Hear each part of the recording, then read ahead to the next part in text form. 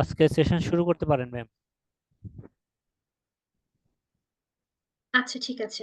আসসালামু আলাইকুম প্রিয় চিকিৎসক বৃন্দ, আশা করছি সবাই ভালো আছেন। আমরা হচ্ছে যখন আমরা এমবিবিএস পাশ করি, এমবিবিএস পাশ করে যখন ইন্টার্নশিপ শেষ করি, তখন প্রথমেই হচ্ছে আমাদের এখন আমাদের মাথায় যেটা থাকে যে আমাদের একটা পোস্ট গ্রাজুয়েশন করতে হবে। তো বাংলাদেশের চিকিৎসক হিসেবে বাংলাদেশে বর্তমানে যে পোস্ট গ্রাজুয়েশন ডিগ্রি গুলো আছে, এর মধ্যে নিঃসন্দেহে এফসিপিএস হচ্ছে একটা মোস্ট প্রেস্টিজিয়াস ডিগ্রি, যেটা হচ্ছে আমি বলবো যে বাকি সবগুলো ডিগ্রির মধ্যে হচ্ছে এটা মোস্ট প্রেস্টিজিয়াস। তো এটার প্রথম ধাপ হচ্ছে এফসিপিএস পার্ট 1 পরীক্ষা। তো হচ্ছে যারা হচ্ছে এফসিপিএস পার্ট 1 পাশ করেন, তাদেরকে নিয়ে আসলে আমাদের সবারই অনেক জল্পনা কল্পনা থাকে যে কিভাবে হচ্ছে ওই আপু বা ওই ভাইয়া হচ্ছে এত কঠিন এই পরীক্ষাটা পাশ করেছেন, কিভাবে হচ্ছে একটা এফসিপিএস পার্ট 1 সফল হওয়া যায়। এসব নিয়ে যারা মানে আমাদের নেক্সট যারা পরীক্ষা দিবেন তাদের মধ্যে হচ্ছে এটা নিয়ে সবসময় হচ্ছে খুব একটা কিউরিওসিটি এবং হচ্ছে অনেক আহ, হচ্ছে কোয়েশ্চেন থাকে আমাদের। তো এই জন্য হচ্ছে আজকে আমাদের সেশনটা হচ্ছে success story and feelings sharing session. তো এখানে হচ্ছে আচ্ছা, আমি আমার পরিচয়টা দিই। আমি হচ্ছে ডক্টর মার্শিয়াত তাসনিম। আমি হচ্ছে সিনাপস মেডিকেল একাডেমিতে মেন্টর হিসেবে আছি পেডিয়াট্রিক্স এর। আমি হচ্ছে এফসিপিএস পার্ট 1 পাশ করেছিলাম 2022-এর জানুয়ারিতে, এবং বর্তমানে এমডি ফেজেতে আছি বিএসএমইউ তে। আমি আজকে আপনাদের সাথে এই অনুষ্ঠানে হোস্ট হিসেবে আছি, এবং তার সাথে আমাদের হচ্ছে কয়েকজন গেস্ট আছেন। তো আমি একে একে হচ্ছে গেস্টদেরকে পরিচয় করিয়ে দিচ্ছি। প্রথমে আমাদের সাথে আছেন আমাদের অত্যন্ত জনপ্রিয় মেন্টর এবং কোঅর্ডিনেটর ডক্টর তিথিধর আপু। তিথিধর আপু হচ্ছে আমাদের সিনাপসের মেন্টর এবং কোঅর্ডিনেটর, এবং উনিও হচ্ছে এফসিপিএস হচ্ছে পাঠক্রান্ত করায়। উনি হচ্ছে মানে বর্তমানে মিড টার্ম পরীক্ষা দিচ্ছেন, এবং উনি ময়মনসিংহ মেডিকেল কলেজে হচ্ছে অ্যাসিস্ট্যান্ট রেজিস্ট্রার হিসেবে আছেন। আর তার সাথে হচ্ছে আমাদের সাথে আরো 5 জন গেস্ট আজকে আছেন, যারা হচ্ছে এই যে আমাদের যে লাস্ট সেশন জানুয়ারি 2025-এ যারা এফসিপিএস পার্ট 1 পাশ করেছেন, এরকম 5 জন চিকিৎসক আছেন যাদের কাছ থেকে আমরা তাদের সফলতার গল্প শুনবো। আছেন হচ্ছে আমাদের সাথে ডক্টর মোহাম্মদ শামীমুর রহমান, আছেন ডক্টর আলামিন, ডক্টর রুলিয়া আফরোজ, ডক্টর জান্নাতুল নায়েম এবং ডক্টর উম্মে রিমা। আমি হচ্ছে সবার প্রথমে ডক্টর তিথিধর আপুকে রিকোয়েস্ট করব হচ্ছে সবার উদ্দেশ্যে, যারা সামনে পরীক্ষা দেবেন এবং যারা আমাদের অডিয়েন্স আছে, সবার উদ্দেশ্যে কিছু বলার জন্য। Thank you Masiat. খুব সুন্দর প্রেজেন্টেশন দিয়ে শুরু হলো আমাদের আজকের প্রোগ্রাম। প্রথমে হচ্ছে যারা এফসিপিএস পার্ট 1 এ চান্স পেয়েছেন সবাইকে অনেক অনেক অভিনন্দন এবং শুভেচ্ছা। আরো অনেক ধন্যবাদ হচ্ছে সিনাপসকে চুজ করার জন্য, আমাদের উপর বিশ্বাস ভরসা রাখার জন্য, এবং আপনাদের এই সাফল্যে আমরা সাফল্যের অগ্রযাত্রায় মানে সাথী হতে পেরে আমরা অনেক আনন্দিত। প্রথমে যেটা বলতে চাচ্ছি, আসলে গত সেশনেও যখন আমরা এভাবে সেশন ফিলিং শেয়ারিং সেশনটা কন্ডাক্ট করেছিলাম, তো প্রত্যেক পার্টিসিপেন্টরাই আমাদেরকে হচ্ছে তাদের প্রিপারেশনের গাইডলাইন সম্পর্কে, যারা নেক্সট পরীক্ষা দিবে তাদেরকে একটা সুন্দর অনুপ্রেরণামূলক সাজেশন দিয়েছেন। তো আজকে আমাদের যাদের পার্টিসিপেন্ট আছে তাদের কাছ থেকে আমাদের রিকোয়েস্ট থাকবে যে যারা নেক্সট সেশনে পরীক্ষা দিবে তারা কিভাবে প্রিপারেশন নিতে পারে, কোন কোন দিকগুলোর উপর ফোকাস করা দরকার ভালো একটা প্রিপারেশন নেওয়ার জন্য, এবং অ্যাজ এ হোল তাদের জার্নিটা কেমন ছিল সেটা আমাদের সাথে শেয়ার করবেন আশা করি। এবং সাথে আরেকটু আমরা জানতে চাইবো যে সিনাপসে আসলে আপনাদের চুজ করার কারণ কি, এবং সিনাপস কিভাবে আপনাদেরকে হেল্প করেছে এই জার্নিতে। আমাদেরকে যদি সবাই একটু ইন শর্টে বলবেন। মাসিয়া থ্রু দ্য সেশন আপনাদের সাথে থাকবে, আমি খুব বেশিক্ষণ থাকতে পারছি না। আর হচ্ছে সবাইকে অনেক অনেক ধন্যবাদ এবং শুভকামনা সামনের জার্নিটার জন্য। সামনে আসলে এখন এফসিপিএস এর যেটা দেখা যায় যে এফসিপিএস জার্নিটাতে অনেকেই দেখা যায় এফসিপিএস থেকে এমডিতে সুইচ করে, অনেকেই হয়তো দেখা যায় ডিসিএইচ এর পাশাপাশি এফসিপিএস পার্ট অন করেছে, বা অনেকে হয়তো সাব স্পেশালিটিতে চলে যাবে। সবকিছু মিলে আসলে আমার কাছে মনে হয় যে এফসিপিএস এমন একটা ডিগ্রি, মাসের শুরুতে বলেছে অনেক প্রেস্টিজিয়াস, কিন্তু এট দ্য সেম টাইম কিছুটা এখন পর্যন্ত অনেকটাই হচ্ছে মানে এমডির মতো স্ট্রাকচার্ড না। টোটালটাই হচ্ছে নিজেকে পড়াশোনা করতে হয়, এবং এটা মোটামুটি 5 বছর একটা লং জার্নি, এবং ইদানিং বিসিপিএস এর অনেক নতুন নতুন রুলস রেগুলেশন আসছে। সবকিছু মিলে দেখা যায় যে এফসিপিএস টা মানে বিভিন্ন কারণে এখন পর্যন্ত যথেষ্টই হচ্ছে একটু টাফ বিশেষ করে ফাইনাল পাস করা। তো আপনাদের সবার জন্য অনেক অনেক কামনা থাকবে সামনের যে জার্নিটা সেটা যাতে সহজ হয়, এবং আপনাদেরকে আমরা ভবিষ্যতে যাতে ফেলো হিসেবে পাই, আমাদের কলিগ হিসেবে পাই। তো সবার জন্য অনেক বেশি শুভকামনা এবং ধন্যবাদ যারা আমাদের সাথে সেশনে আছেন, এবং অনেক অনেক আবারও হচ্ছে সামনের দিনগুলোর জন্য শুভকামনা এবং অভিনন্দন। Thank you.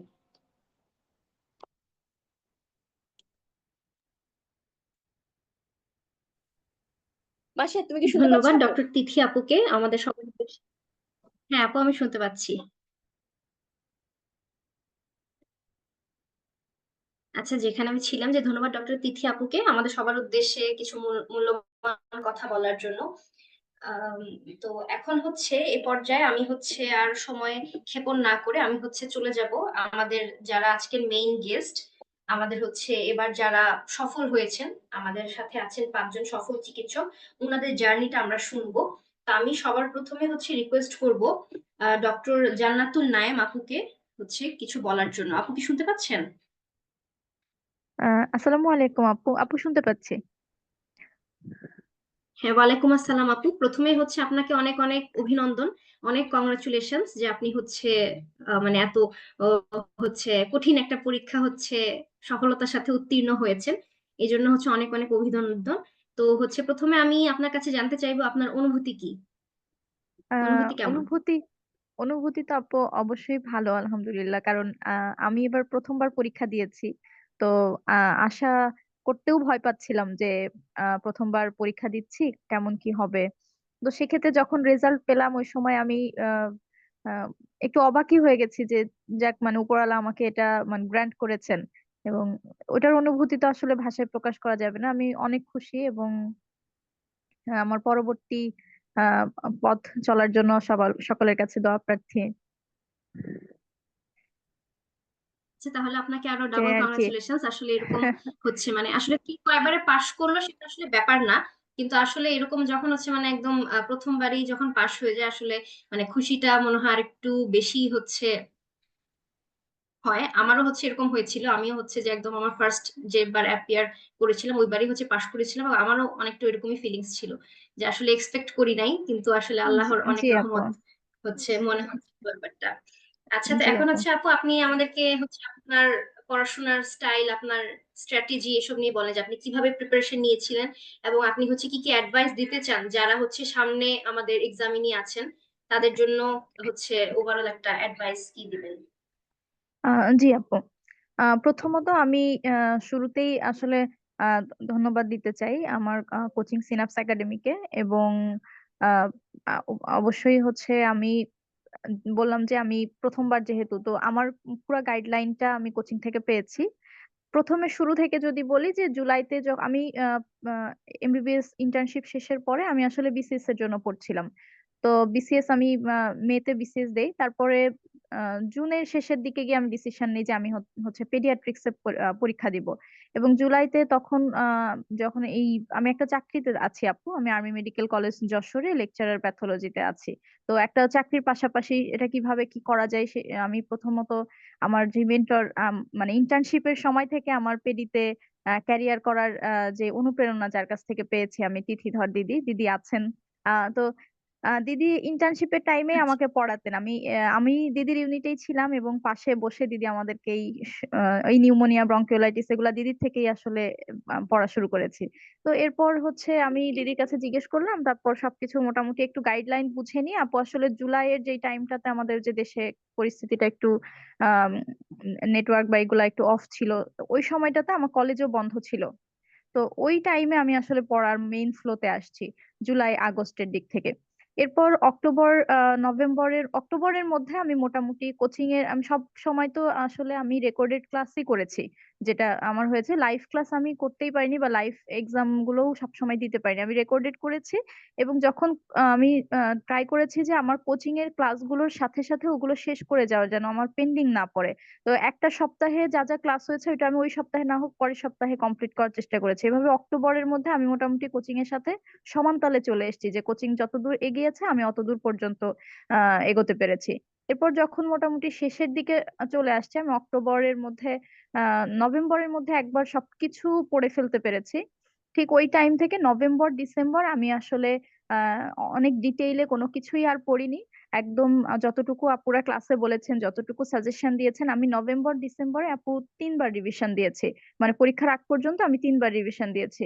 তখন আমি, আমার কাছে যেটা মনে হয়েছে যে অনেক কিছু পড়ে অনেক ডিপলি একবার একবার দুইবার পড়ে পরীক্ষায় যাওয়ার থেকে আমার জন্য আহ, মানে ফলপ্রসূ ছিল যে গ্রসলি সবকিছু কয়েকবার করে, মানে কোয়ান্টিটি অফ রিভিশনটা আমার কাছে মনে হয়েছে যে এটা আমাকে হেল্প করেছে। কারণ একটা জিনিস যখন আমি ঘুরে ফিরে বারবার দেখছি, তখন ওইটা আমার কনফিডেন্টলি দাগাতে হেল্প করেছে আপু।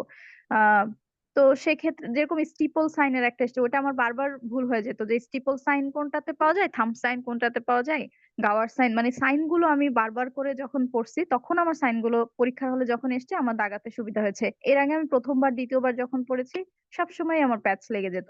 তো আমার মনে হয় যারা পরবর্তীতে পরীক্ষা দিবেন, অনেক কিছু পড়ে, অনেক বেশি সময় দিয়ে সবকিছু পড়ে, প্রথমবার ঠিক আছে একটু আমি ডিপলি পড়তে পারি, কিন্তু পরবর্তী ডিভিশন গুলাতে আমার মনে হয় আমার কোচিং থেকে যতটুকু গাইডলাইন আমরা পাই যে হ্যাঁ এই সাবজেক্ট গুলো আমাদের জন্য, অ্যানাটমি থেকে নিউরো অ্যানাটমি, এমব্রায়োলজি, হিস্টোলজি, এগুলোই আমাদেরকে বারবার করে পড়তে হবে, বা সুপ্রেক্স ইনফেক্স থেকে আমাদের অ্যানোমালি গুলা পড়তে হবে। তো এই জিনিসগুলো যা যা বলবে কোচিং থেকে ওইগুলো জাস্ট ফলো করে গেছি যে হ্যাঁ এইটা তো কোচিং থেকে বলছে, বা হয়তো অন্য কোচিং এ আরো এক্সট্রা এটা বলছে, এটা আসবে কিনা, বা আমি এটা পড়লাম না, এটা থেকে যদি প্রশ্ন আসে, এই চিন্তাগুলো যতটা বাদ দেওয়া যাবে প্রিপারেশন গুছানোটা আমার মনে হয় যে ততটা ইজি হবে। কারণ প্রশ্ন, আমি যদিও অতটা অভিজ্ঞ না, তারপরও আমার মনে হয়েছে প্রশ্ন বারবারই কিছু স্পেসিফিক জায়গা থেকে আসে, ওইটা থেকেই হয়তো একটু ঘুরিয়ে পেঁচিয়ে এভাবে আসে, কিন্তু ইম্পর্টেন্ট টপিক গুলো সবসময় টাচ করে যায় এবং সিলেবাসটা সবসময় টাচ করে। তো সেই ক্ষেত্রে আমাকে টপিক ধরে ধরে ওইটা পড়লে একটু ভালো হবে, এবং অন্তত তিনবার পড়ে আমাকে যেতে হবে। তার আগে আসলে প্রিপারেশনটা, যখন আমি দ্বিতীয়বার রিভিশন দিয়েছি তখনও আমার প্রশ্ন সলভ করতে গেলে আমার খুব, এবং আমি মেন্টরদেরকে বারবার আমি আহ, কথা বলতাম, বিশেষ করে তিথি দিদির সাথে তো পরীক্ষার আগ পর্যন্ত একদম টাইম টু টাইম আমি আপডেট দিতাম, এবং দিদি আমাকে ওভাবে হেল্প করেছেন। যখন নভেম্বরের মাঝামাঝি গিয়ে আমার মনে হয়েছে যে না আমি তো কোয়েশ্চেন সলভ করতে গেলে সেরকম পারছি না, তখন আমি দিদিকে বললাম। তো দিদি বললেন যে এটা ভালো যে তুমি এখনই আগে থেকেই এটা বুঝতে পেরেছো এবং ওইভাবে তুমি চিন্তা করছো এটা নিয়ে। তখন দিদি আরেকটু গ্রসলি আমাকে গাইডলাইন দিলেন যে তুমি অ্যানাটমি থেকে এটা পড়ো, প্যাথো থেকে এটা পড়ো, এই জিনিসগুলো।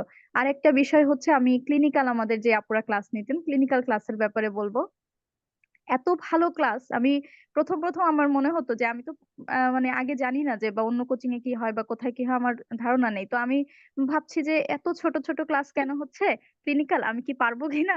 তো মানে পরে দেখলাম যে আসলে ওই যে কথাগুলো আমি তো অফিসে থাকি 2:30 পর্যন্ত, তো সেক্ষেত্রে সব সময় আমি আসলে ব্লুটুথ কানে দিয়ে, মানে হেডফোন কানে দিয়ে রাখতাম। আপুর কোনো একটা ক্লাস, রোশনি আপুর কণ্ঠটা তো আমার কানের মধ্যে একদম মানে অ্যাটাচড হয়ে আছে, যে সব সময়ই আমি কানে বাজে। তো আপু ওই যে বলতে থাকতো যে হ্যাঁ এটা এরকম এরকম আসে, ওই জিনিসগুলো আমি শুনতে থাকতাম। এবং এই ছোট ক্লাস হওয়াতে যে এতটা মানে উপকার হয়েছে, এবং এখানে এর থেকে বেশি বড় ক্লাস আমার মনে হয় না কোনো দরকারই আছে। এবং আহ এইগুলো ছোট হওয়াতে কি হয়েছে যে একটা ক্লাস আমি শেষ করব, আমার মাথার উপর একটা বোঝা লাগছে না যে আমার একটা 3 ঘন্টার ক্লাস, আমার একটা 4 ঘন্টার ক্লাস। ছোট ক্লাস আমি যে কোনো সময় একটা দেখে ফেলতে পারছি। এবং ওই যে বইগুলা মিল করে করে আপুরা যেভাবে বলেছে, তারপর আমাদের আর কিছু কথা বলবো যে কিছু ছোট ছোট টপিক থাকে আমাদের, যেরকম রেডিওলজি, ইমেজিং, তারপর হচ্ছে অ্যাক্সিডেন্ট, বা আমাদের হচ্ছে সার্জারি, পেডিয়াট্রিক সার্জারি, এটার উপরে তিথি দিদির একটা ক্লাস ছিল। তো এই ক্লাসগুলোতে যখন হচ্ছে সবকিছু আমরা খুঁজে সিলেবাস দেখে সবকিছু খুঁজে পড়তে যাই, এই জিনিসগুলো খুঁজে পড়তে গেলে আসলে অনেক সময় লেগে যায়। তো আমি যেটা করেছিলাম, আমি শুধু ক্লাসে যতটুকু পড়িয়েছে ওইটা বিভিন্ন বই খুঁজে না দাগিয়ে আমি নোট করে নিয়েছিলাম। ক্লাসে শুধু আপুরা যেই কথাগুলো বলেছে আমি ওই কথাগুলোই পড়েছি। আমি বলবো যে আমি পুরো আমার গাইডলাইন কোচিং এ যেটা দিয়েছে এটা আমি ফলো করেছি, এবং এটাই আমার জন্য অনেক হেল্পফুল হয়েছে। আমি আসলে পুরো সিনাপস পরিবারের উপর কৃতজ্ঞ। এবং আরো একটি কথা না বললে নয় যে আহ, আসলে পড়াটা, আমরা অনেক সময়, আমি যেরকম একটা জবে আছি, অনেকেই হয়তো জবে আছেন বা বিসিএস এর জবে আছেন, বা অন্য কোন ফ্যামিলি অ্যাটাচমেন্ট বাচ্চা আছে হয়তো। তো সবকিছুর মধ্য দিয়ে পড়াটা আসলে একটু মেয়েদের জন্য বিশেষ করে একটু কখনো কখনো কঠিন মনে হয়, কিন্তু আমাকে সবকিছু শেষ করে তারপরে পড়তে বসা, বা ওই টাইমের মধ্য থেকে পড়তে বসা, এই সুযোগটা খোঁজার থেকে আমি সব সময় পড়ার মধ্যে আছি, পড়ছি, আমার মাথার মধ্যে পড়ার কথাবার্তাই ঘুরছে, এই সবকিছু কে বাদ দিয়ে আসলে আগে পড়াটা মাথায় নিতে হবে।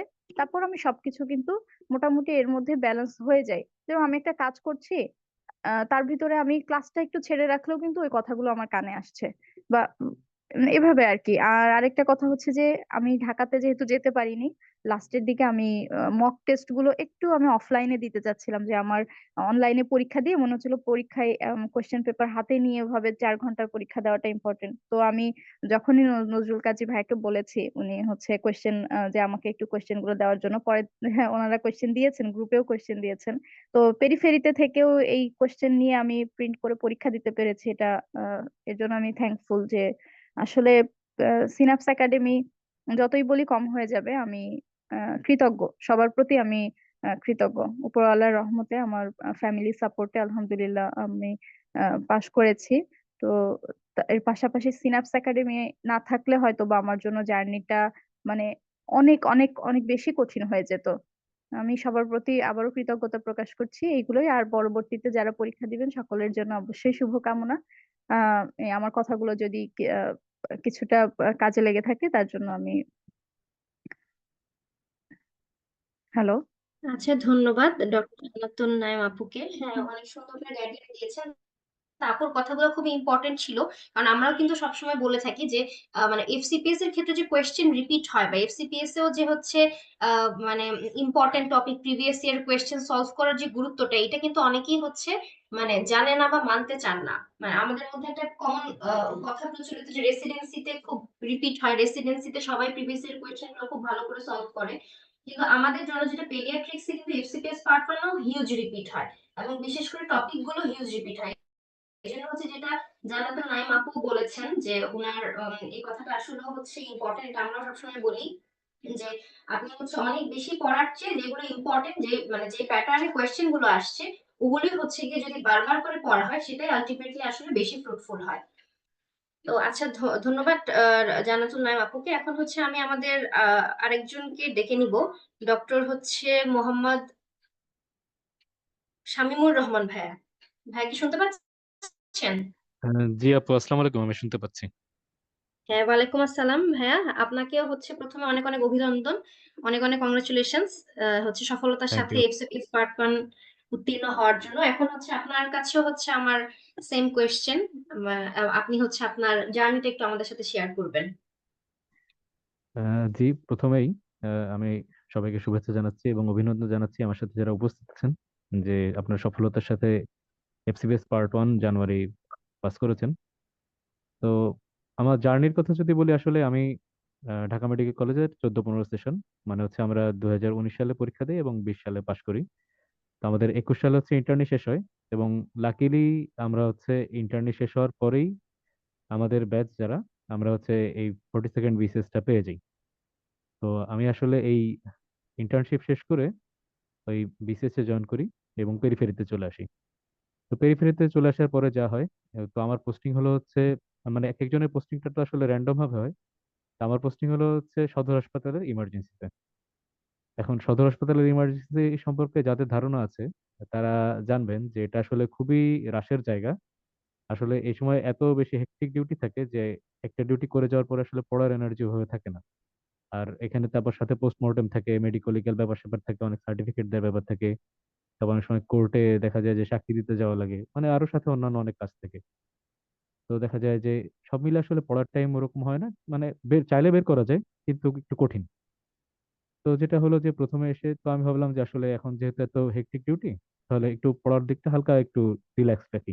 কারণ যেহেতু আমি আমার পেরিফেরিতে বাধ্যতামূলক ভাবে 2 থেকে 3 বছর থাকা লাগবে, সুতরাং আমি ভাবলাম যে একটু প্রথমে রিল্যাক্স থাকি।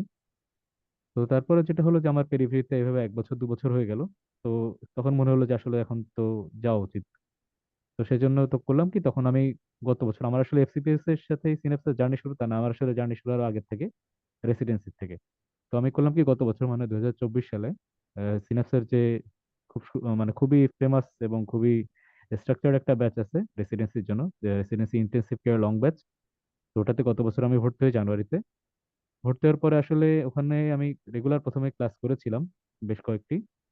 ক্লাস করতাম, আমি করতাম কি ক্লাসগুলো করতাম এবং মানে যতটুকু টাইম লাগতো পুরোটা লাইভে না করতে পারলেও দেখা যায় যে কিছু ক্লাস লাইভে করতে পারতাম, কিছু ক্লাস দেখা গেলো যে ডিউটির কারণে হোক বা অন্য কারণে হোক মিস হয়ে যেত। তো আমি চেষ্টা করতাম যে প্রথম দিকে ক্লাসগুলো যাতে আমার মানে আমি পিছিয়ে যেতে না যাই। তো তারপরে হলো কি আমাদের এই যে জুন জুলাইয়ের সময়টা এলো, আগস্ট। তো এই সময় দেখা গেল কি আসলে ওই সময় দেশের যে পরিস্থিতি, তো তাতে আসলে অত মনোযোগ দিয়ে ক্লাস করার আসলে তখন কি বলবো মানে ইচ্ছা বা মোটিভেশন তখন আসলে ছিল না। তখন যে পরিস্থিতি ওটা নিয়ে আসলে দেখা গেল যে আমি আমার ওয়াইফ এটা নিয়ে আলোচনা, তারপর সাথে রিলেটিভ মানে এটা নিয়ে অনেকটা দেখা গেল আমাদের সময় কাটতো। তারপর আমার ডিউটি ছিল সাথে, তারপর ঢাকায় মাঝে ট্রেনিং ছিল। তো ওই সময়টা আসলে দেখা যায় ওই সময় বেশ কিছুদিন প্রায় 2 মাসের মতো গ্যাপ পড়ে যায়। তো যখন সবকিছু স্বাভাবিক হলো আগস্টের পরে, মানে আগস্টের মাঝামাঝি সময়, তো তখন আমার হচ্ছে আবার মনে হলো যে আমার ওয়াইফও এবং বাসা থেকেও তখন বললো যে একটা কোচিং যেহেতু তুমি শুরু করেছিলে, তো এটা আসলে তো এখন একটু খেয়াল করা উচিত। নাহলে দেখা গেলো যে আবার আমরা তো এই পেরিফেরি থেকে যেতে আবার এবার যদি রেসিডেন্সি না হয় তাহলে তো সময় লাগবে, তাহলে আবার 1 বছর পরে। তো তখন মনে হলো যে হ্যাঁ একটা কোচিং যেহেতু শুরু করেছিলাম, তারপর হচ্ছে সিনাপসের ক্লাসগুলো নিয়ে আমি একটু পরে বলছি। তো তখন মনে হলো যে হ্যাঁ আবার আবার একটু কোর্সে ফিরে আসা উচিত, ট্র্যাকে ফিরে আসা উচিত। তো তারপরে এবার আমি করলাম কি, এবার বাকি যে সময় ছিল আহ, আগস্টের কিছুটা, তারপর হচ্ছে সেপ্টেম্বর, অক্টোবর, আর নভেম্বরের তো শুরুটুকু। তো এই সময়টা করলাম কি আমি আসলে আহ, অনেক বেশি ইফোর্ট দিলাম। মানে আমি আসলে বলবো যে আমি জীবনে এরকম ইফোর্ট মেডিকেল ভর্তি পরীক্ষার আগে যে 3 মাস দিয়েছিলাম ওই সময়টার পরে আমি আর ইফোর্ট কখনো পড়াশোনায় দেইনি। এবার এবার এই যে লাস্ট যে 2.5 মাস রেসিডেন্সির আগে যেটা দিয়েছিলাম, তো আলহামদুলিল্লাহ ওই সময় আসলে আমার এই ইফোর্টের জন্য তারপর হচ্ছে সিনাপসের পুরো টাইম যে সহযোগিতা গাইডলাইন সেটা তো ছিলই, এবং আল্লাহর রহমতে সর্বোপরি আমার রেসিডেন্সি হয়ে যায় পেডিয়াট্রিক কার্ডিওলজিতে। তো তারপরে দেখা যায় যে আমি ভাবলাম যে আগামী কিছুদিন পরে তো এফসিপিএস পার্ট 1 দেওয়ার সুযোগ আছে জানুয়ারিতে। তো রেসিডেন্সির পড়া পেডিয়াট্রিক্স একটা সুবিধা। আপনারা যারা ভবিষ্যতে হয়তো শুনছেন অনেকে যারা পেডিয়াট্রিক্সে ক্যারিয়ার করার ইচ্ছা, আমরাও নতুন, আমরাও ঢুকছি, কিন্তু তারপরেও আমি যতটুকু বুঝেছি যে পেডিয়াট্রিক্স এর ক্ষেত্রে একটি বড় সুবিধা অন্যান্য সাবজেক্টে এবং ব্রাঞ্চের তুলনায়, সেটা হচ্ছে পেডিয়াট্রিক্সে এফসিপিএস এর যে সিলেবাস এবং রেসিডেন্সি যে সিলেবাস, সেটা কিন্তু এক প্রিপারেশনে আসলে বলা যায় যে 70% বা 80%-এর বেশি আসলে কভার হয়ে যায় একই প্রিপারেশনে। তো আমার জন্য এটা আসলে একটা ব্লেসিং ছিল। তো বাকি যে টাইমটুকু ছিল এফসিপিএস থেকে আমি জাস্ট করলাম কি আগে যে পড়াটা ছিল ওই পড়াটাকে একটু রেগুলার জাস্ট দেখতে থাকলাম। আর আমি হচ্ছে তখন এবার সেকেন্ড এই মানে সিপিএস এর জন্য রেসিডেন্সি শেষ হওয়ার পর আমি করি কি এক্সাম ব্যাচে ভর্তি হয়ে যাই সিনাপসের। এক্সাম ব্যাচে ভর্তি হওয়ার পরে জাস্ট করতাম কি যে ওই পড়াগুলো একটু ঝালাই করতাম, আর এক্সাম ব্যাচে যে শিডিউল ছিল ওই শিডিউল অনুযায়ী দেখা গেলো এক্সাম গুলোতে পার্টিসিপেট করতাম। তো এভাবে আসলে প্রিপারেশন হয় এবং তারপরে এই এফসিপিএস জানুয়ারি যে সময় চলে এলো। তো আমি এইবারই আসলে আহ, প্রথম অ্যাটেন্ড করলাম এফসিপিএস, এবং এবারই আলহামদুলিল্লাহ হয়ে গেল এফসিপিএস আমি দিয়েছি পেডিয়াট্রিক্সে। যেহেতু এমডি কোর্স আমি ব্রাঞ্চে যাওয়ার ইচ্ছা, সেহেতু ভাবলাম যে পেডিয়াট্রিক মাদার সাবজেক্টের সেখানে আমি হচ্ছে পার্ট 1টা দেই। আর তারপরে আমি সিনাপসের ক্লাসের সম্পর্কে যা বলতে চাচ্ছিলাম সেটা হচ্ছে যে আমি রেসিডেন্সির থেকে যেহেতু সিনাপসের সাথে জড়িত, তো সেখানে আসলে আমার বেসিক সাবজেক্টের যে ক্লাসগুলো সেগুলো আসলে খুব ভালো মতো করার এক্সপিরিয়েন্স আছে। তো আমি আসলে সেখান থেকে শুরু করতে চাই। প্রথমেই যার নাম না বললেই না, তিনি হচ্ছে আমাদের রায়দ হাসান ভাই। রায়দ হাসান ভাইয়ের যে ক্লাসগুলো সেগুলো আসলে মানে মাইক্রোবায়োলজি নিয়ে যে ক্লাসগুলো নিতেন, আহ, তো সেটা আসলে অসাধারণ। উনি ছোট ছোট ট্রিক দিয়ে পড়াতেন। মানে সিনাপসের ক্লাসগুলো আসলে কিরকম আমি অন্য কোচিং ক্লাস করিনি, সেজন্য আসলে তুলনামূলকভাবে বলতে পারবো না, কিন্তু সিনাপসের আমার নিজের রিভিউ থেকে যদি বলি যে আসলে ক্লাসগুলো মানে বেশিরভাগ বেশিরভাগ ক্লাসে অ্যারাউন্ড 90 থেকে 95% ক্লাসে আসলে অসাধারণ। যারা মেন্টর আছে তারা যে ক্লাসগুলো নেয় সেগুলো আসলে খুবই স্ট্রাকচার্ড, খুবই ফিল্টার্ড। তাদের অভিজ্ঞতা থেকে তারা অলরেডি ক্লাসগুলোকে সুন্দরভাবে পলিশ করে তারপর আমাদের সামনে আসলে প্রেজেন্ট করেন।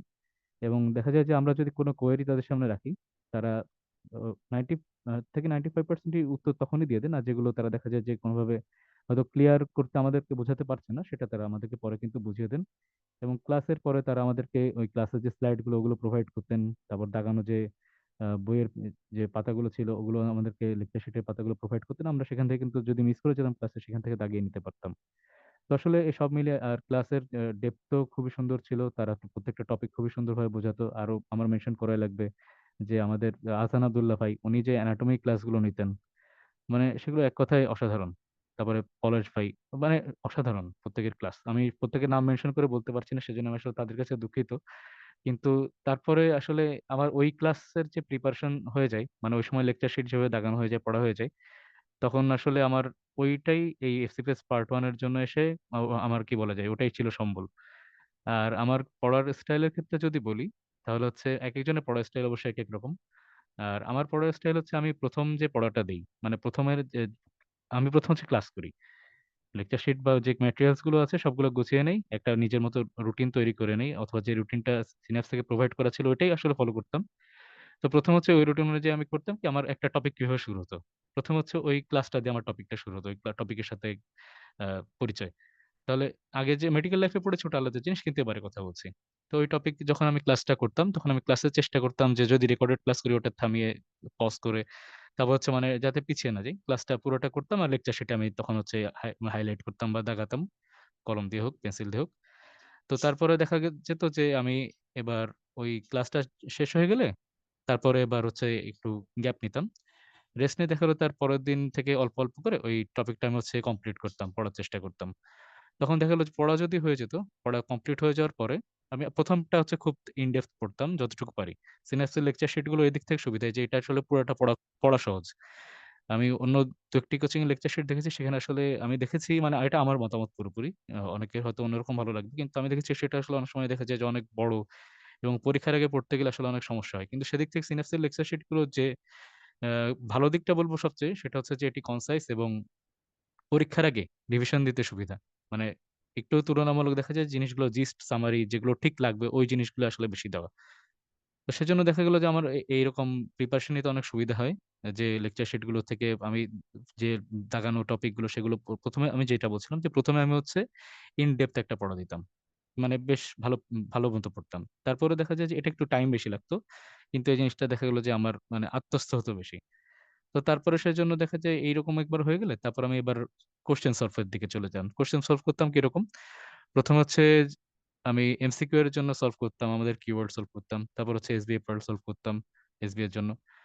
তো এইগুলো সলভ করে যদি সময় পেতাম আরকি। সময় না পেলে যদি এরকম হতো যে আমার শুধুমাত্র লেকচার শিট পড়েই পরীক্ষা দিয়ে দেয়া লাগছে। আরেকটা জিনিস আমি মেনশন করে দেই, সেটা হচ্ছে পরীক্ষা কোনোভাবে মিস করা যাবে না। আমার যদিও মাঝখানে মিস গিয়েছিল, কিন্তু কেউ যদি ভালো প্রিপারেশন নিতে যায় সেটা রেসিডেন্সির জন্য হোক, এফসিপিএস এর জন্য হোক, তার অবশ্যই সবচেয়ে জরুরি যেটা সেটা হচ্ছে পরীক্ষাটা হচ্ছে তার পিভট।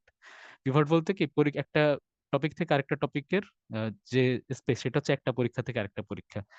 একটা পরীক্ষা দিয়ে ওই টপিকটা তার শেষ করতে হবে এবং পরীক্ষা কোনোভাবে মিস করা যাবে না। আমার যদি কোনোভাবে এমন হতো যে লেকচার শিট শুধুমাত্র পড়া হয়েছে, কোয়েশ্চেন সলভ করা হয়নি। তো তখন আমি দেখা যায় যে আগে পরীক্ষাটা আমি ইন টাইম দিয়ে দেওয়ার চেষ্টা করতাম। তো পরীক্ষা দেওয়ার পরে আসলে তখন অনেক সময় এনার্জি হতো না। তখন অনেক সময় মনে হতো যে আলসেমি ধরে যেত যে এখন তো পরীক্ষা দেওয়া হয়েই গিয়েছে। এখন আর কোয়েশ্চেন সলভ করার কি দরকার?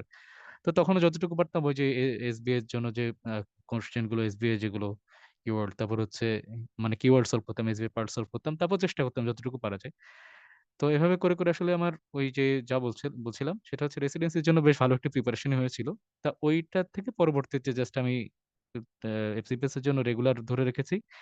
রেগুলার ওই কোয়েশ্চেন গুলো আরেকবার একটু সলভ করতাম। তারপর হচ্ছে টপিকটা আরেকবার লেকচার শিট গুলো উল্টিয়ে পাল্টিয়ে দেখতাম, এবং তারপরে যে এফসিপিএস এর জন্য এক্সাম ব্যাচে ভর্তি ছিলাম সেখানে আমি এক্সামটা দিয়ে দিতাম। তো এভাবে আসলে প্রিপারেশন হয়ে যায়, এবং সিনাপসের প্রতি আমি আসলে কি বলবো আজীবন কৃতজ্ঞ, এবং তাদের গাইডলাইন, এবং আমি এর মধ্যে বিভিন্ন মেন্টরকে পার্সোনালি নকও দিয়েছি এর আগে। বিশেষ করে রায়হান হাসান ভাইয়ের কথা না বললেই নয়। উনার সাথে আমার আসলে পার্সোনালি আমি পরিচিত। সেজন্য আসলে উনার সাথে কথাবার্তা একটু বেশি হতো। তো এইজন্যই সিনাপসের প্রতি আমি আসলে আজীবন কৃতজ্ঞ, এবং তাদের পুরো যে কোর্সগুলো আসলে খুবই স্ট্রাকচারড, এবং আমার কি বলা যায় যে একটা আসলে গাইডলাইনটা আমি কোর্স থেকেই নিয়েছি। নিজের মতো একটু সাজিয়ে গুছিয়ে নেয়, এটা সবাই যার পড়ার স্টাইল আলাদা। কিন্তু আমার মেইন কোর্সটা ছিল হচ্ছে সিনাপস থেকেই পাওয়া। এবং সিনাপসের প্রতি আমি আবারও ধন্যবাদ জ্ঞাপন করছি, এবং সবার প্রতি আবারও শুভেচ্ছা জানাচ্ছি। Thank you. আল্লাহ হাফেজ।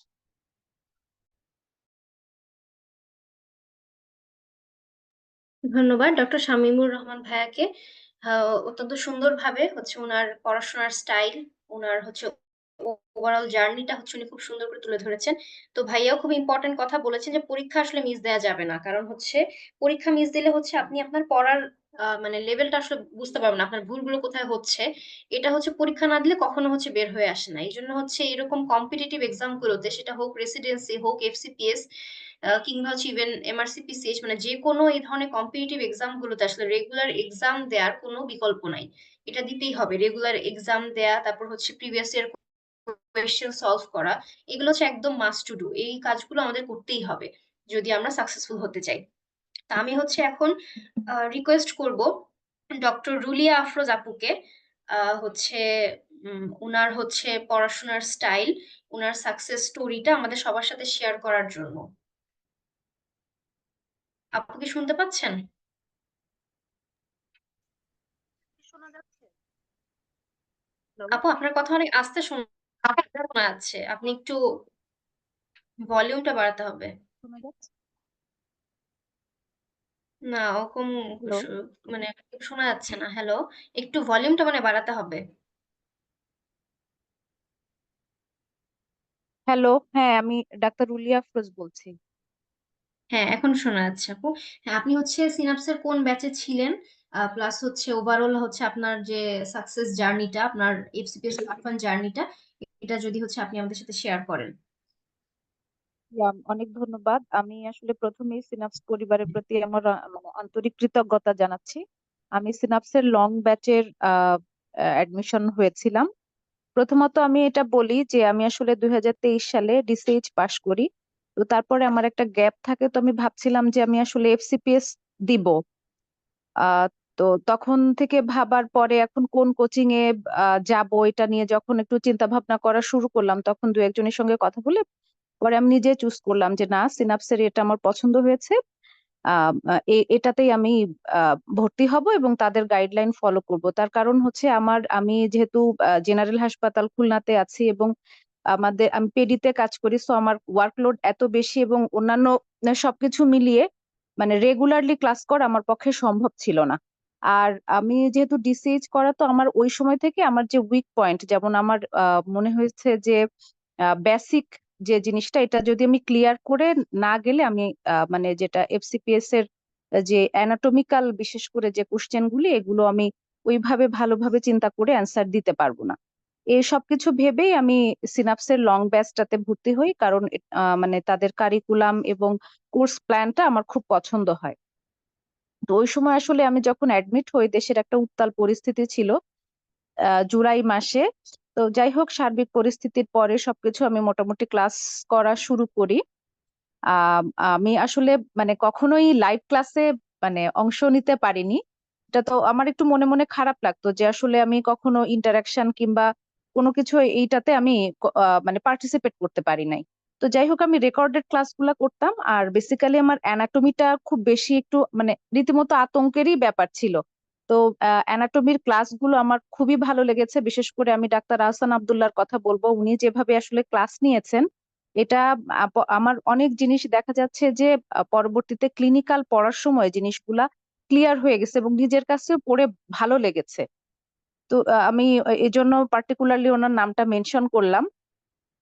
হ্যাঁ, এছাড়াও বাদ বাকি ক্লাসগুলো খুবই ভালো ছিল এবং আমি পরীক্ষাগুলাও আসলে অনলাইনে যে ইয়েটা, আমি ওই ওই ওই পরীক্ষাগুলাই দিয়েছি। আর পরবর্তীতে যেটা সিনাপসের যে বইগুলো ছিল, আসলে এটা আসলে মানে আমি অন্যান্য কোচিং এর বই দু একটা যা দেখেছি, তাতে দেখে আসলে আমার কাছে খুব ক্লামজি মনে হতো। মানে পড়তে গেলে মানে যখন আমি রিভিশন দিব সেই জিনিসগুলা মানে ওরকম আম, মনে হয়নি, কিন্তু আসলে সিনাপসের বইগুলো খুবই প্যালাটেবল ছিল আর কি।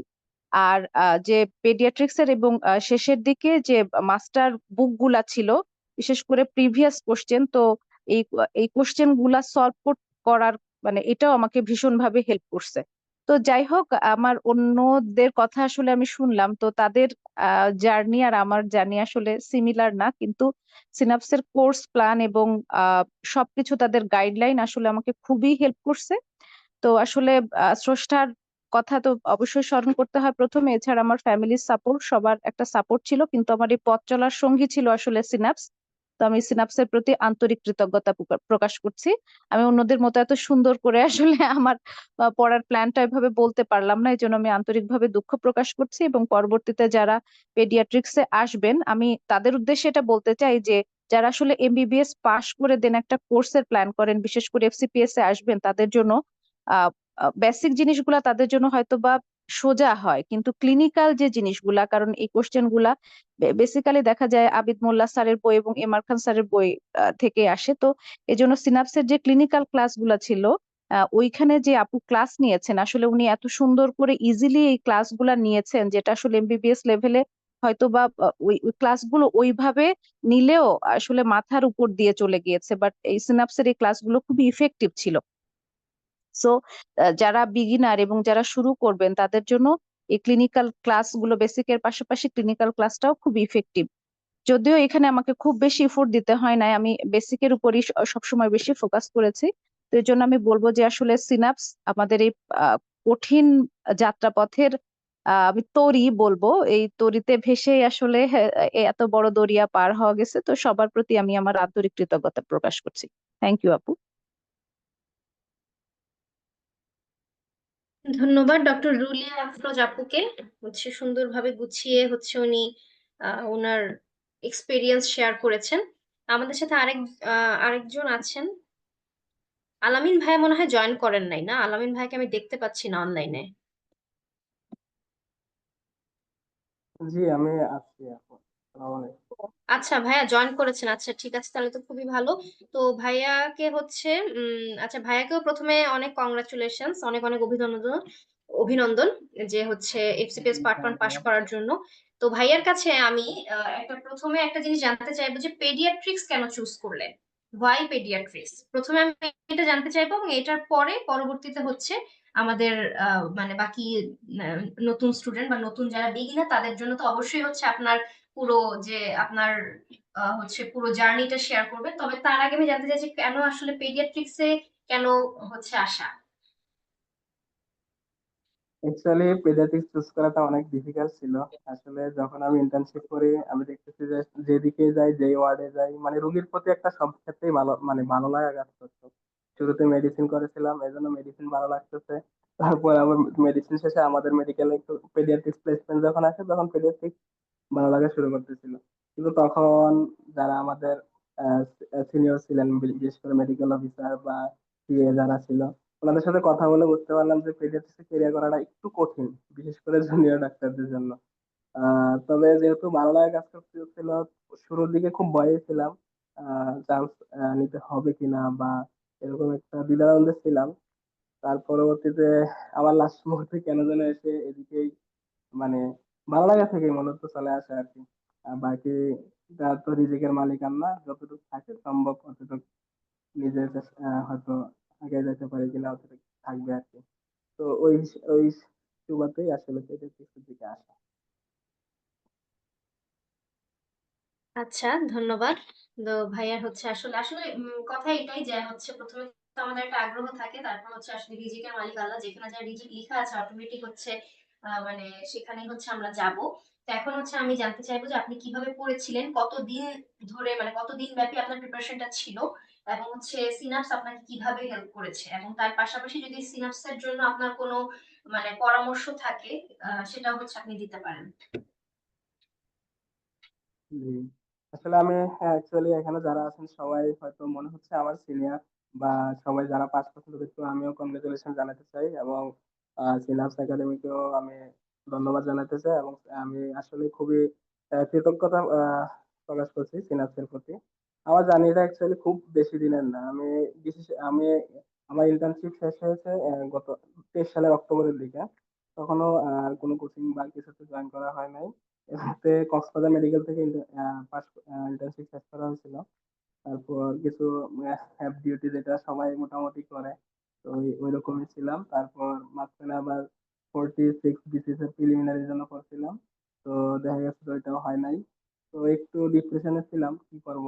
তারপরে পরবর্তীতে গত যখন একটু ডিসিশন নিয়ে নিয়েছি একটু সাহস করে, যে আগে পার্ট 1 দিয়ে দেখি, কারণ বিসিএস হচ্ছে একটা লং জার্নি, যেটা আসলে মোটামুটি 2 2.5 3 বছর চলে যায়।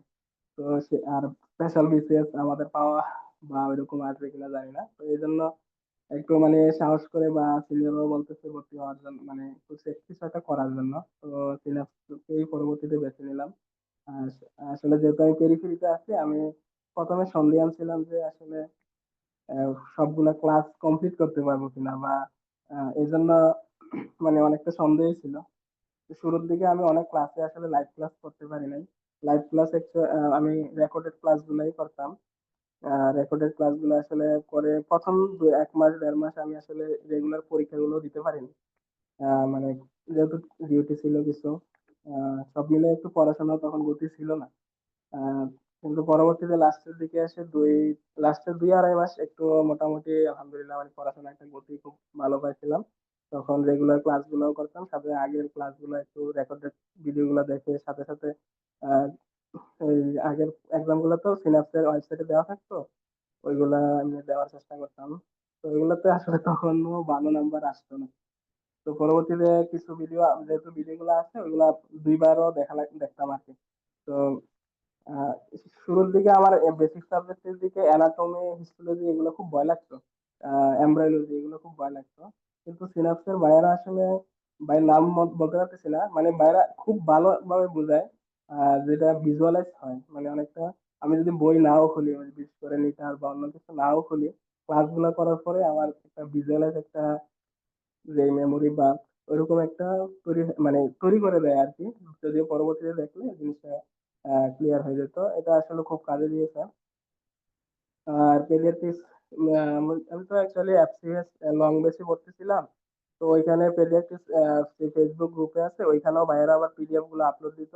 তো মাঝে মাঝে ক্লাস করতাম একদিকে, শুধু ক্লাস লেকচারটার দিকে, আর এদিকে পিডিএফটা একটু দেখা যেত। তো এগুলো একটু সুবিধা ছিল আর কি actually। আর এমনিতে আসলে প্রিপারেশন মোটামুটি শুধুমাত্র কমপ্লিট করে যেতে পারছিলাম, লাস্টের দিকে এসে রিভিশন দেওয়ার মতো আসলে সময় ওইভাবে পাই নাই। লাস্টের 15 দিন বা এরকম পাইছিলাম। তাতে মোটামুটি দেওয়া গেছে, কিন্তু তাও মনে হচ্ছিল যে হবে না, বা এরকম একটা ভয় ছিল। যাক, আল্লাহর অশেষ রহমতে প্রথমবারেই হয়ে গেছে আর কি। আমার আসলে কোনো বিসিএস নাই বা কিছু নাই, শুধু এখন পার্ট 1 মানে একটু ইয়া হিসেবে যোগ হয়েছে আর কি। তার জন্য আসলে সিনাপসের প্রতি তো অবশ্যই কৃতজ্ঞতা প্রকাশ করা লাগে, কারণ একটা গাইডলাইন হিসেবে দিয়েছে শুরু। তবে সিনাপসের দিকে যদি আমি বলি, ওনারা যেমন অন্যান্য, আমি জেনেসিস এর সাথে একটু কথা বলছিলাম, কারণ অন্যান্য অনেকে জেনেসিস কথা বলে, মানে কোচিং করে, ওনাদের ক্লিনিক্যাল পেডিয়াট্রিক্স এর উপরে কিছু শীট তৈরি করে।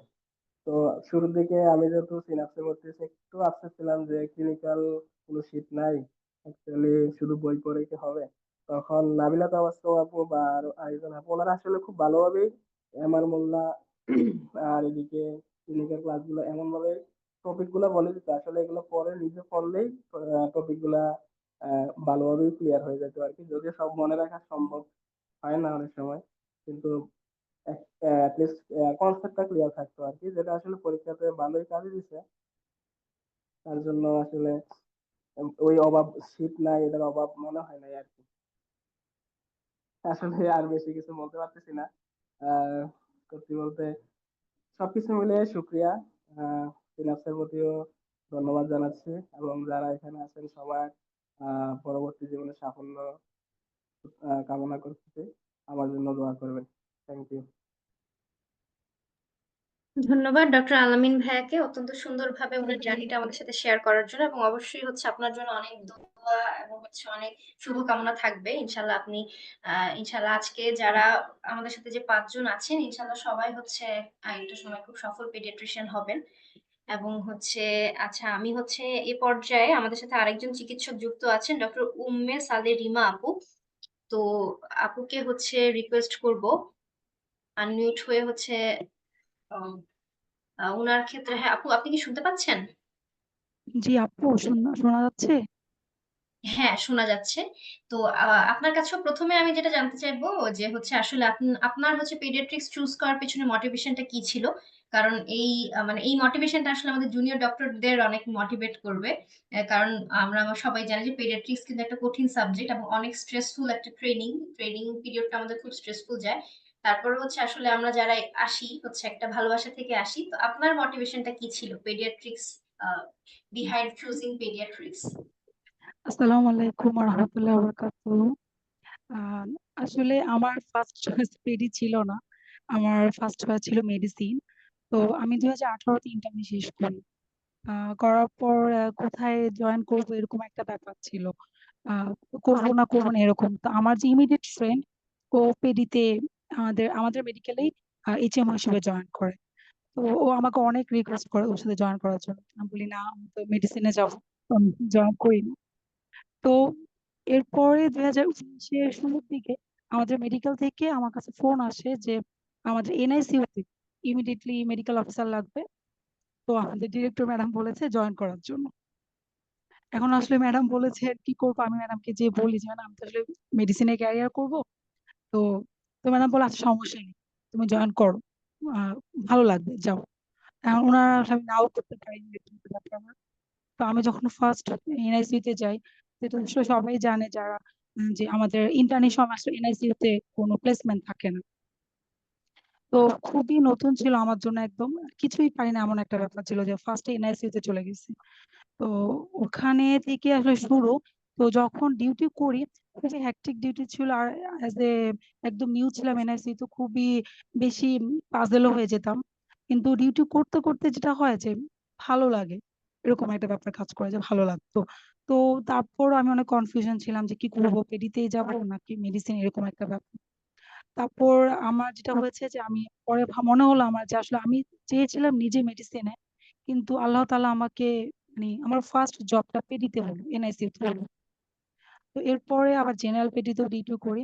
তো সেখান থেকে যে হয়তো আল্লাহ তাআলা চেয়েছেন যে আমি পেডিতেই যাই, সেখান থেকে আমার মোটিভেশনটা আসলে যে না, যেহেতু আসলে আমি হচ্ছে মেডিসিনে, কিন্তু আমার জন্য হয়তো বা বেস্ট হচ্ছে পেডিতে যাওয়া।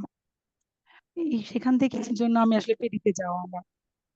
তো তারপর তো ডিউটি করি, ডিউটি করতে তো আলহামদুলিল্লাহ পেশেন্ট দেখতে আসলে অনেক ভালো লাগে, বাচ্চাদের। উম, এই তো। আচ্ছা, খুবই সুন্দর মোটিভেশন। আসলে হচ্ছে মানে কাজ করতে গিয়ে ভালো লাগা থেকে সুইচ করে ফেললেন, তাই তো, মেডিসিন থেকে হ্যাঁ, পেডিয়াট্রিক্সে। হ্যাঁ। আচ্ছা, তো এখন হচ্ছে আমি হচ্ছে আপনার প্রিপারেশনের যে জার্নিটা সেটা হচ্ছে জানতে চাচ্ছি। আপনি কতদিন ধরে প্রিপারেশন নিয়েছিলেন এটা একটু মেনশন করবেন, কারণ অনেক জুনিয়র আছে মানে এটা জানতে চায় যে আসলে কতদিন সময় লাগে। যদিও হচ্ছে আমাদের এক একজনের ক্ষেত্রে এক একজনের স্টোরিটা এক এক রকম। তো কতদিন ধরে প্রিপারেশন নিয়েছেন, কিভাবে প্রিপারেশন নিয়েছিলেন, এবং তার সাথে সিনাপস আপনাকে কিভাবে হেল্প করেছে, এই ব্যাপারে হচ্ছে আপনি আমাদেরকে একটু বলবেন। আচ্ছা, আমি আসলে সিনাপসের লং ব্যাচে অ্যাডমিট হয়েছিলাম। তো টোটাল প্রিপারেশন তো 6 মাস আহ, বলা যায়। আর প্রিপারেশনটা হচ্ছে আমি একদম মানে সিনাপসে যেভাবে রুটিনটা ছিল ওইটাই ফলো করেছি।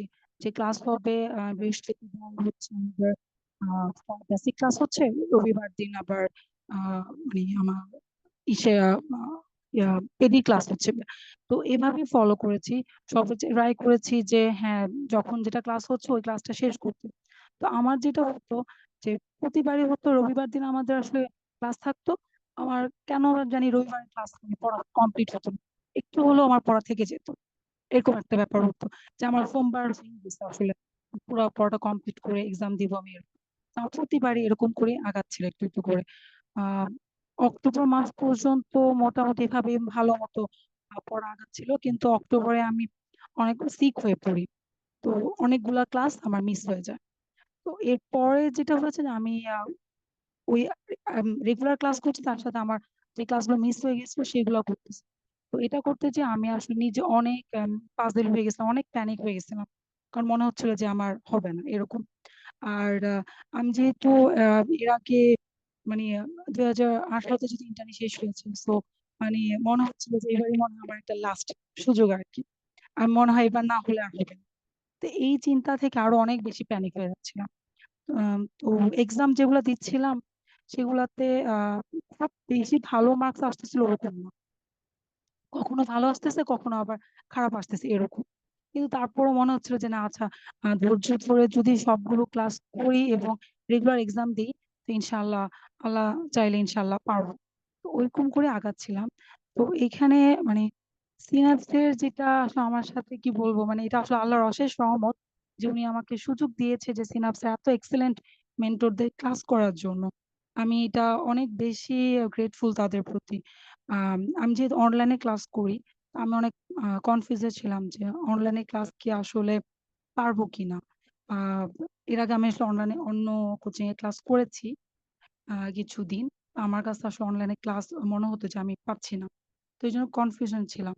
তো আমি আসলে এটার জন্য অনেকবার মানে সিনাপসে ফোন করে জিজ্ঞেস করেছি ভর্তি হওয়ার আগে যে অফলাইন কোনো ক্লাস আছে কিনা, পিডির জন্য মানে কোনো সুযোগ আছে কিনা। তো ভাইয়ারা বলতো যে না আপু, সব তো অনলাইনে, আসলে আপনি করেন দেখেন ভালো লাগবে। তো তখন আমি রশনি আপুর কিছু ক্লাস করেছিলাম, ইউটিউবে কিছু ক্লাস দেখেছিলাম আপুর, যেখানে আপুর কি গাইডলাইন যেগুলো আর কি, তারপর এমব্রায়োলজির একটা গাইডলাইন ক্লাসও ওখানে আমি ইউটিউবে দেখেছিলাম। তো সেখান থেকে যে না, মনে হয়েছিল পারবো। তারপর যখন ক্লাস করি আসলে কি বলবো যে মানে অনলাইনে ক্লাসও যে আসলে ইফেক্টিভ হয়, অ্যাট্রাক্ট করতে পারে স্টুডেন্টদেরকে, এটা সিনাপসে ক্লাস না করলে বোঝার উপায় নেই।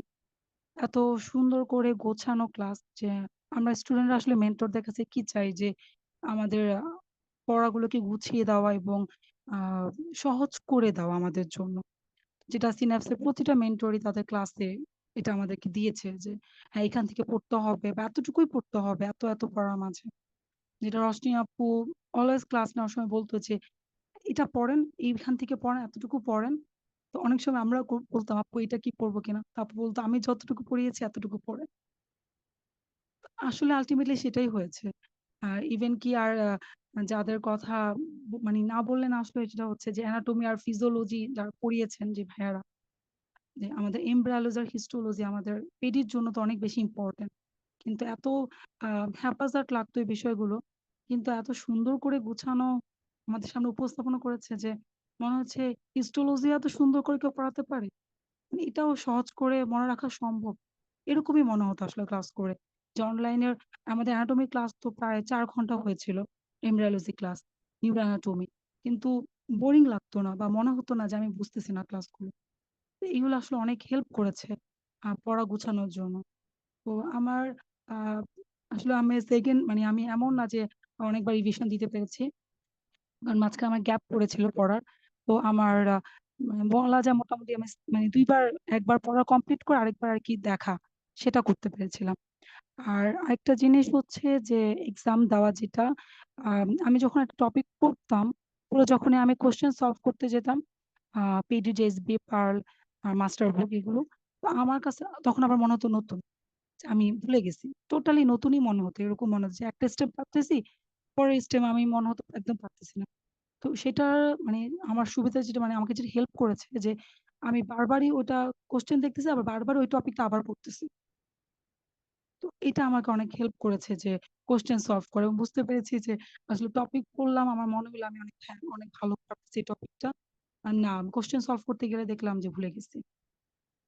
তো এভাবে আসলে প্রিপারেশনটা নেওয়া যে একদম তারা যেভাবে দাগিয়ে দিয়েছে সেগুলোই আসলে পড়েছি, যেখান থেকে পড়তে বলেছে ওখান থেকেই পড়েছি, এবং শীটের মধ্যেই সব গুছিয়ে নেওয়া। আর আপু যেটা পরামর্শ দিয়েছিল যে আবিদ হোসেন মোল্লা স্যারের বইয়ের মধ্যে সবকিছুকে মানে একটা বইয়ের মধ্যে কনসাইজ করা, তো সেটাই করেছি। আমি এম আর মোল্লা স্যারের বই থেকে মানে ওখানে যা পড়তো পেজ ছিঁড়ে এনে ওইটাকে আবিদ স্যারের বইয়ের সাথে অ্যাটাচ করে দিতাম, যে ওখান থেকে পড়বো। এরকম করে করে স্যারের বইয়ে আমি মানে এম আর মোল্লা স্যারের বই থেকে অনেক কিছু এনে অ্যাটাচ করেছি। ইভেন কি অ্যানাটমির ক্ষেত্রে এটা করেছি আমি যে যখন আমাদের মানে পড়িয়েছে বিভিন্ন টপিক গুলো, ওগুলো আমি মেন বই থেকে যে একটু মনে হতো এটা, তখন ওইটাই নেভার শিটে লাগাতাম। শিটটাকে এনরিচ করেছি বই থেকে পড়া, এভাবেই করা আর রেগুলার এক্সাম দেওয়া। তো আর বাকিদের জন্য যারা সামনে আসবে তাদের জন্য এটা অবশ্যই বলবো যে অনেক সময় এমন হতে পারে যে আমরা এক্সাম দিচ্ছি আমাদের ভালো হচ্ছে না মক টেস্ট গুলা, বাট তারপরও হাল ছাড়ার জন্য না, কারণ হাল না ছাড়লে ইনশাআল্লাহ আল্লাহ তাআলা অবশ্যই সাহায্য করবেন। কারণ ইনশাআল্লাহ আমাদের যেহেতু করেছেন, যারা হাল ছাড়বেন আল্লাহ তাআলা নিশ্চয়ই তাদেরও করবেন। আর সিনাপসের সকল মেন্টরসদের প্রতি অনেক অনেক কৃতজ্ঞ, অনেক কৃতজ্ঞ। নাবিলা আপু লাস্ট মোমেন্টে যে 5 মিনিট সেশনে যে ক্লাসগুলো নিত, তারপরে তিথি দিদি লাস্টে গ্রুপে কিছু পোস্ট করতো, রাতুল ভাইয়া কিছু পোস্ট করতো, আহ, ওগুলো আসলে খুবই হেল্পফুল হয়েছে, প্রতিটা জিনিস অনেক হেল্পফুল হয়েছে। তো এই জন্য সবাইকে অনেক থ্যাংক ইউ আসলে, যে সারা মানে এই এত লম্বা জার্নি, অনেক স্ট্রেসফুল জার্নি, এই ফুল জার্নিতে সাথে থাকার জন্য। যখনই কোশ্চেন করেছি, যখনই মেসেঞ্জারে নক দিয়েছি, সবাই খুবই মানে শুধু উত্তর দেওয়াটাই না, এক্সপ্লেনেশন সহ বুঝিয়ে দেওয়া যায়, হ্যাঁ এটা এই জন্য আসলে এটা উত্তর এটা। তা না হলে আসলে সম্ভব হতো না এত লং জার্নি পারা। আর তার সবার লাস্টে হচ্ছে আমার পরিবারের কথা অবশ্যই বলবো যে সবাই অনেক সাপোর্টিভ ছিল। আমি অনেক প্যানিক হয়ে গিয়েছিলাম লাস্টে, যে আমি ক্লাস শেষ করতে পারছি না, আমি এক্সাম কমপ্লিট করতে পারছি না। মানে অনেক প্যানিক হয়ে গেছিলাম, বাট আমার ফ্যামিলি, আমার আব্বু আম্মু, আমার হাজবেন্ড সবাই অনেক মানে সাপোর্টিভ ছিল, যে না পারবা, ইনশাল্লাহ পারবা, করো। আর মেন্টর সবাই তো ছিলই আসলে অনেক সাপোর্টিভ। তো সবাইকে অনেক ধন্যবাদ। ইনশাল্লাহ আমার জন্য দোয়া করবেন যাতে সামনের রাস্তাগুলো আরো সহজ আর সুন্দর হয়। Thank you. আসসালামু আলাইকুম। ধন্যবাদ আপুকে, অত্যন্ত সুন্দরভাবে হচ্ছে আপু আপনার আপুর জার্নিটা হচ্ছে আমাদের সাথে শেয়ার করেছেন। তা আমরা হচ্ছে একে একে আমাদের 5 জন সফল চিকিৎসকের সফলতার জার্নিটা হচ্ছে শুনলাম, ওনাদের এক্সপিরিয়েন্স গুলো ওনাদের নিজেদের মুখ থেকেই শুনলাম। তো আমার কাছে হচ্ছে যেটা আমি সবসময় বলি এবং আজকেও হচ্ছে ওনাদের সবার কথা শুনেও যেটা আমি বলবো, যে আসলে এক একজনের সিচুয়েশনটা এক এক রকম, এবং হচ্ছে এক একজনের পড়ার স্টাইলও এক এক রকম, কিন্তু জিস্ট সবার ক্ষেত্রে একই। প্রথম কথা হচ্ছে পড়তে হবে। এবং আমি সবসময় বলি যে আপনি জাস্ট 6টা মাস টার্গেট করবেন, খুব বেশি মানে লং প্ল্যান করারও দরকার নেই, একদম 6 মাসের একটা টার্গেট নিবেন। কিন্তু এই 6 মাস আপনাকে পড়তে হবে, এই 6 মাস হচ্ছে বাকি সব প্রায়োরিটির উপরে পড়াশোনাটাকে প্রায়োরিটি দিতে হবে। কারণ এই স্টেজে আসলে আমরা কেউই মানে একদম ফ্রি না যে শুধু পড়াশোনা করব, আমাদের সবারই হচ্ছে জব থাকে, ফ্যামিলি থাকে। তবে হচ্ছে আপনি 6 মাসের জন্য নিজেকে এমন ভাবে মানে গুছাবেন যাতে হচ্ছে এই 6 মাস আপনি পড়াশোনাটাকে প্রায়োরিটি দিবেন। এবং আমাদের আজকে যারা আমাদের সাথে এক্সপিরিয়েন্স শেয়ার করলেন, ওনাদের মধ্যে ম্যাক্সিমামই কিন্তু হচ্ছে যে প্রথমবারই পাশ করেছেন। এবং আপনি যদি 6 মাস ভালো করে পড়েন, আপনি ইনশাল্লাহ প্রথমবারই পাশ করবেন। কারণ এখন আমাদের পাশ রেটও খুবই ভালো, এবারও যেমন 195 জন পাশ করেছে পেডিয়াট্রিক্সে পার্ট 1। যেবার আমি পাশ করেছিলাম জানুয়ারি 22-এ, সেবার হচ্ছে মাত্র 50 জন না 52 জন পাশ করেছিল, সেখানে হচ্ছে এবার 195 জন। তো এখন পাস রেট কিন্তু অনেক ভালো। এই জন্য আমি সবাইকে বলবো যারা পেডিয়াট্রিক্সে ক্যারিয়ার করতে চান, যারা পেডিয়াট্রিক্সে পার্ট 1 দিতে চান, আপনারা জাস্ট 6টা মাস মানে নিজেদের পরিশ্রম টা হচ্ছে দেন, এবং হচ্ছে পড়াশোনাটাকে ফার্স্ট প্রায়োরিটি দিয়ে আপনারা হচ্ছে 6 মাস পরিশ্রম করে যান। এবং তার পাশাপাশি অবশ্যই একটা ভালো গাইডলাইন লাগবে, কারণ পড়াশোনা আসলে একটা সমুদ্র সবসময়, বিশেষ করে এই কম্পিটিটিভ এক্সাম গুলো পড়ার তো কোনো হচ্ছে আপনার শেষ নাই। পড়াশোনা সবসময় সমুদ্রের মতো, কিন্তু সেটাকেও হচ্ছে আমরা কিভাবে হচ্ছে কোন দিক দিয়ে গেলে আমরা হচ্ছে আমাদের গন্তব্যে পৌঁছাতে পারবো, এটার জন্য আমাদের সবসময় একটা ভালো গাইডলাইন দরকার। গাইডলাইন ছাড়া পড়তে গেলে আসলে হচ্ছে যে মানে কোনো দিক হচ্ছে আর খুঁজে পাওয়া যাবে না, আলটিমেটলি গন্তব্যে পৌঁছানো খুবই ডিফিকাল্ট হয়ে যাবে।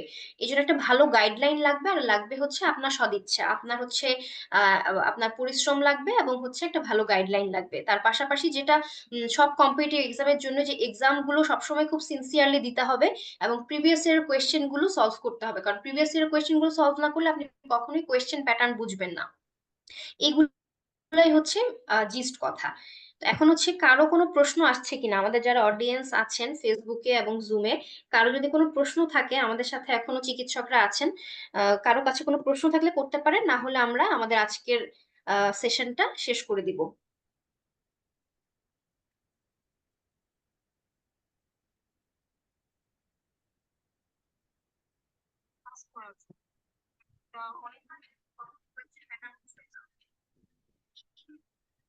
আচ্ছা, এখানে হচ্ছে মনে হয় কারো কোনো প্রশ্ন নাই, প্রশ্ন আমি দেখতে পাচ্ছি না। তাহলে হচ্ছে আমি সেশনটা আজকে শেষ করে দিচ্ছি। আবারও ধন্যবাদ আমাদের সাথে যারা যুক্ত হয়েছিলেন আজকে, যারা হচ্ছে ওনাদের জার্নিটা আমাদের সাথে শেয়ার করেছেন। এটা থেকে আমরা সবাই অনেক কিছু জানতে পেরেছি, এবং আমি খুবই আশাবাদী যে আমাদের যে ফিউচার এক্সামিনি যারা আছেন তাদের জন্য এটা অনেক বেশি হেল্পফুল ছিল। সবাইকে আবারও ধন্যবাদ, এবং হচ্ছে সবার জন্য অনেক অনেক শুভকামনা থাকলো। আর যারা হচ্ছে সামনের এক্সামিনি, যারা সামনে পরীক্ষা দিবেন, তাদেরকে বলতে চাই যে আপনাদের সাহায্য করার জন্য সিনাপস মেডিকেল একাডেমি সবসময় আপনাদের সাথে আছে।